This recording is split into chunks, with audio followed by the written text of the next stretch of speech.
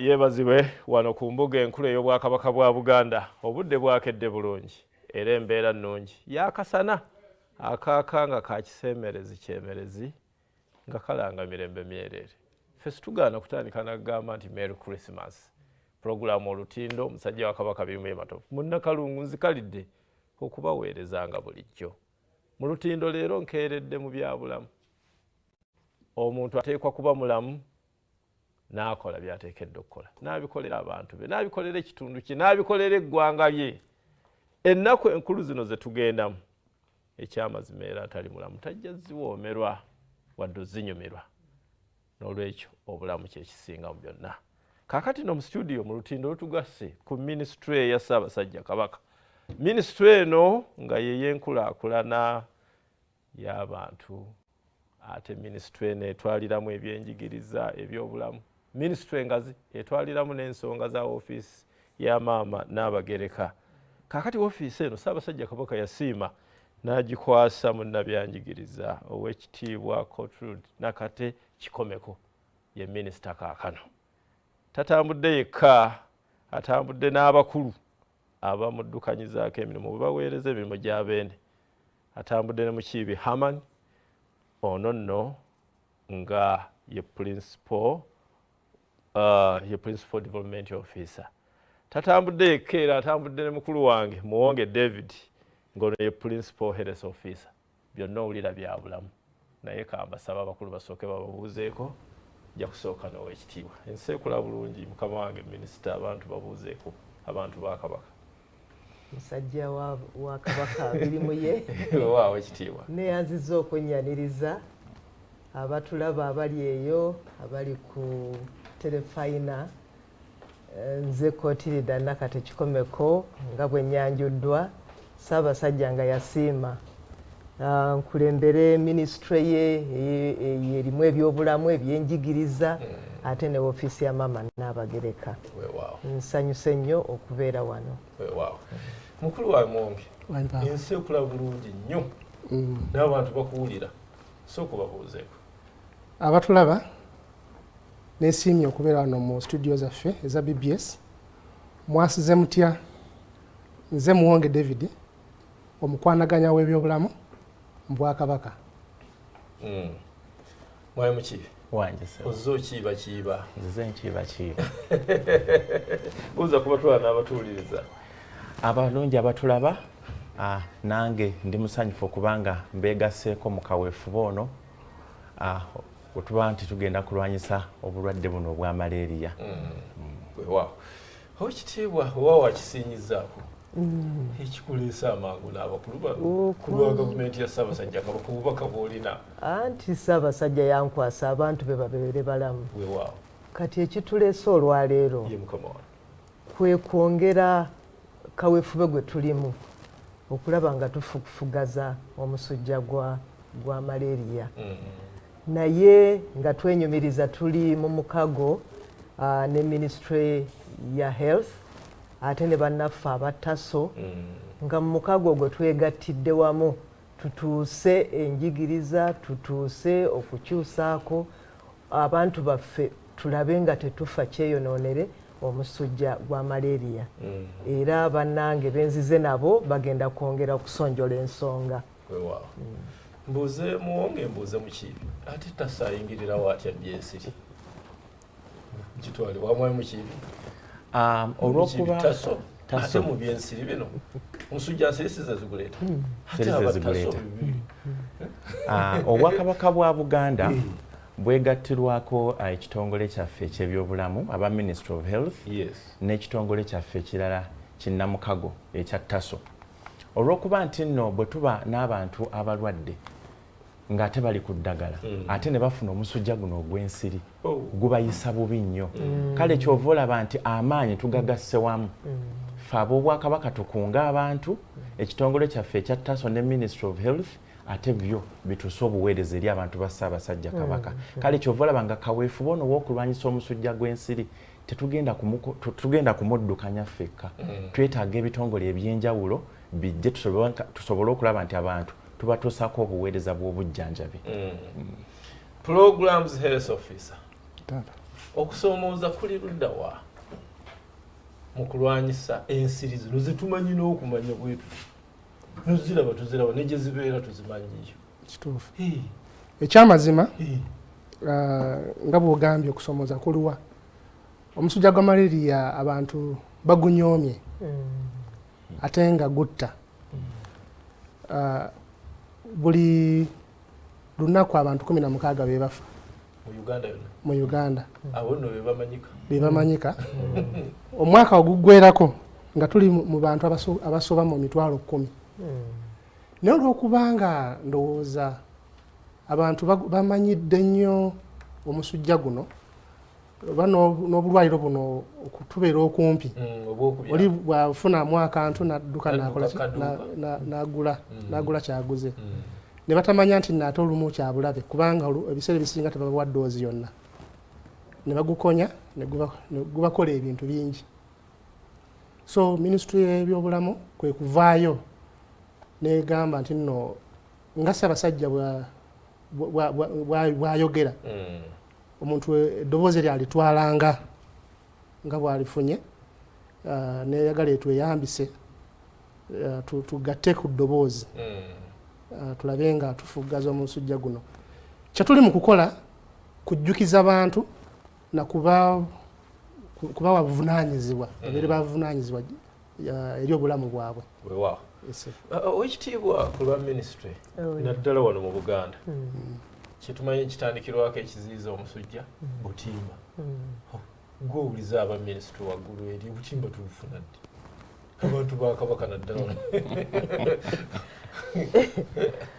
Mukama wange omusajja wa Kabaka twatandise dda okugaba obutimba, twatandika era tunatera kukomekkereza mu Buganda muno, tunatera kukomekkereza yesirwanca Hamani olunaku lw'enkya tukomekkereza, naye tubatandika dda. Tugenze eyo ku myalo, tugenze mu butale, tugenze kwegamba ffenga buli we tulaba abantu be bakuŋŋaanye nga tubagamba nange ayogera obulungi woddiza omulalu mu kyama ng'ayogera obulungi akubuze ababoda mujje abakyala b'omu katale kwega ne tubatuusaako enjiri era ne tubagabira ng'era gavumenti bwe yalambise abantu be bagabirwa. Kati tunaatera kukomekkereza bukomekkereza. Mwayimu ki by'okukomekkereza kunaatera naye abantu obutimba babukozesa. Kati kankuwa ekyokulabira nze nnyina mulirwano omwana yalwadde olwo bwe bajjukira omuteeka mu katimba. Ebyobutimba bino mu bantu minisitule gyebugaba obyogerako ki? Weebale nnyo. Ensonga enkulu esooka abantu balina okumanya nti akatimba kano bw'oba okafunye olina okukakozesa, olina okukasulamu obulungi. Abantu abasinga obutimba bw'akafuna ate akaterekera bagenyi nti omugenyi bw'anajja yajja osula mu katimba. Kyokka mu mwaka ofuna omugenyi omu mu mwaka gwonna. Abantu abalala obutimba babusalamu ne babukozesa nga curtains, ate abalala babukozesa okutangira ennimiro zaabwe. Kati eyo ku myalo gye tubadde tugaba obutimba tugenza okwesanga abantu babwanikako mukene.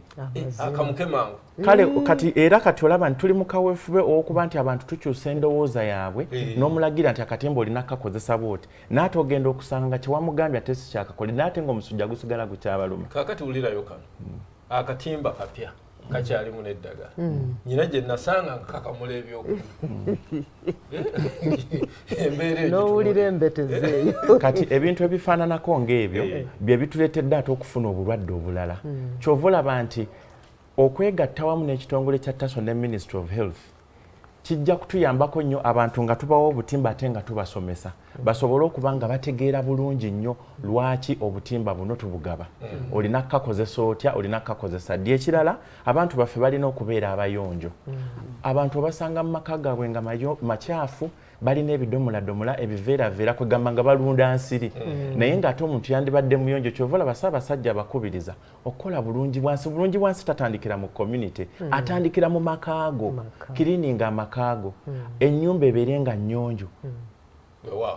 Mwayimu wange olina kyoyongereza Good Programs Health Office? Kyenyinza okukubiriza abantu okusobola okwetangira omusujja gw'ensiri kwe kusaawa ensiko ezituliraanye ewaka, okuggala amayumba ng'obudde bukyali, ate era tulina n'emiti gye tuwangaalira nga gisobola okugoba ensiri ezo nga omuti gwa night rose. Omuti gwa night rose akawoowo ako gukavaako naddala ekiro gugobera ddala ensiri n'ekisubi kino kye tunywa. Ebintu ebyo biwunya ebyo tebikkiriza nsiri oba ebiwuka ebisinga bitya ne bigenda. So tusimbe ebintu ebyo bisobola okututangira okufuna omusujja gw'ensiri. Oli ku BBS Telefine programu olutindo lutuyonze ku ministry y'Obwakabaka ey'enkulaakulana y'abantu mwemuli ebyobulamu ebyenjigiriza awamu n'ensonga za ofiisi ya maama Nnaabagereka.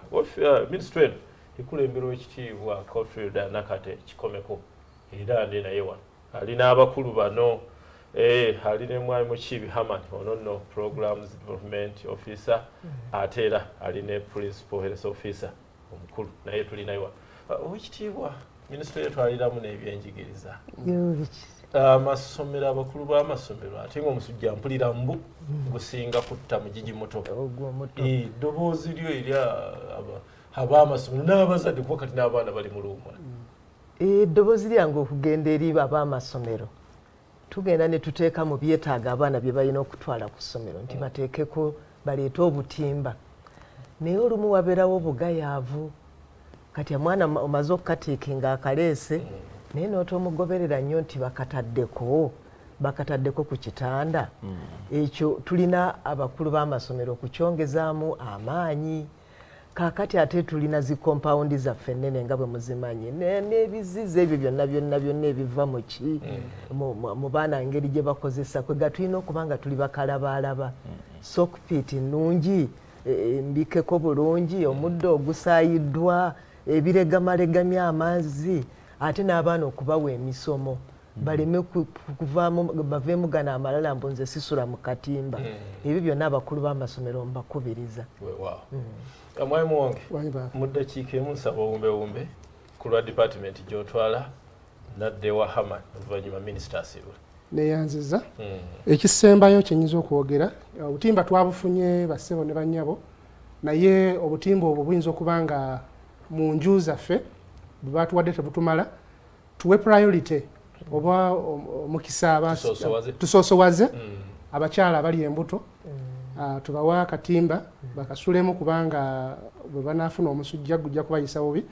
Then abalala betuzizaako be baana abato abali wansi w'emyaka 5 nabo bafuna omusujja ogwo gubayisa bubi n'abantu abalina endwadde ez'olukonvu banga nalubiri sickle cells nabo basule mu katimba.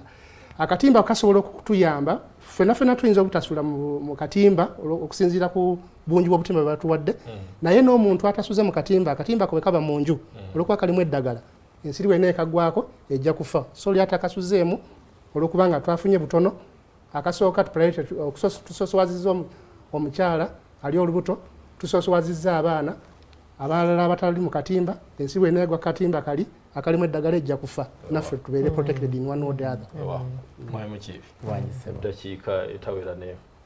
Anze nno kyenjagala okukubiriza abantu ba Ssaabasajja Kabaka bonna ekisookera ddala abantu bave ku kye tuyita self medication balemu okwejjanjaba kubanga bo si basawo. Bw'olaba ng'omubiri ofunye ekyotategeera genda mu ddwaliro bakuggyeko omusaayi bamanye olina omusujja kubanga n'omusujja gulimu ebika kati bajjako eddagala okusinziira ku kika ky'omusujja gw'olina. Kale tovaayo n'ogamba nze mpulira nnimu omusujja kangende ngula eddagala mu famasi. Genda mu basawo abakugu bakuggyeko omusaayi bamanye ekika ky'omusujja gw'olina bakuwe eddagala kubanga ekintu ekisinza okuleeta obuzibu ye self medication. Mukama wange minisita ku lwa gavumenti ya Ssaabasajja Kabaka ku lwa minisitule gy'otwala nsaba owumbewumbe mu ddakiika emu. Bantu baffe bantu ba Ssaabasajja abali eyo abatulaba ekimala ensimbi awaka buba bulwadde naki na musango naye kino ekyobulwadde tukifufugaze akasiri akakatono kaleme kutumegga wansi kubanga omulamu yakola ate era omulamu yajja okulwanirira Namulondo omulamu yajja okuzza Buganda ku ntikko. abakulu abatulaba tubeebaza nnyo sijja kusukkako wano akadde ke kaako naye nkakasa nti obubaka butuuse bane tulwanyisa omusujja naye tutandike na kulwanyisa nsiri baagaliza akaseera akalungi musajja wa kabaka Birumwe Matovu Merry Christmas Ssaabasajja Kabaka wangaale